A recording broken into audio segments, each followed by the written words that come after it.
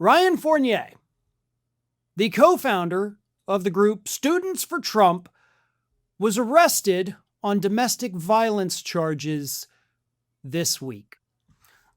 According to arrest documents, the alleged incident took place on Monday night at a luxury apartment complex in Washington, D.C. Speaking to authorities, an unnamed victim stated she was visiting Fournier, who she had allegedly been dating for 2 months, when she found him on the floor, apparently intoxicated. When she tried to wake him up, Fournier allegedly started swinging his fists at her and struck her in the face with a closed fist 2 or 3 times, according to the victim, who claimed Fournier had a knife at his side, but did not point or use it against her. So, that's good. The victim also alleged that Fournier said, "I'll kill everyone here." In an affidavit, a witness who described himself as the roommate said when he heard the victim try to wake Fournier, he allegedly screamed, "Don't touch me, woman. Do you want me to crush your head in with this lamp?" This is, again, the co-founder of Students for Trump, 30-year-old Ryan Fournier. This is not the first time that he has been arrested for domestic violence. However, the first time he did eventually get the charges against him drop. In November 2023, Fournier was arrested in North Carolina on domestic violence charges after he was accused of assaulting his then-girlfriend by grabbing her right arm and striking her in the forehead with a handgun, according to court documents. And of course, again, those charges were dismissed. You see what's developing here a little bit? It's what a prosecutor would call a pattern of behavior.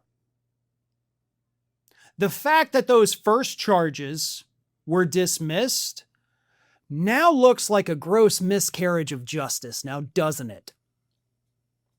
Of course, this is all alleged behavior. He has not been convicted of any of it. But when you keep getting arrested for the same thing, kind of indicates that this is just who you might be as a person.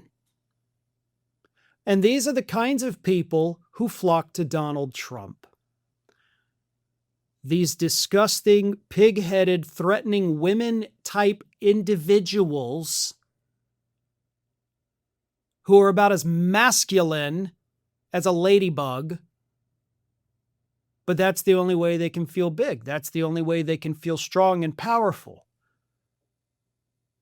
By picking on people who they view as weaker than they are. And in the case of this guy, apparently the only people weaker than him are the people he chooses to date. At least in his mind. Of course, again, allegedly, don't want to get in trouble for anything, but honestly, these are the kinds of people that flock to Trump. Weak, mean-spirited, angry individuals who, instead of going to therapy, right, instead of getting the help that they desperately need, try to latch on to what they think a strong man is. A bully like them. Hopefully this time, these charges do not get dismissed. This needs to go to trial. This needs to be handled in a court of law. And if he's found not guilty, he's found not guilty. However, based on these statements from multiple witnesses, I'm willing to bet the not guilty thing probably wouldn't happen, assuming, of course, justice is allowed to play itself out. Thanks for watching, and if you are not already subscribed to the channel, please do so, and do not forget to like and comment and share widely among your friends.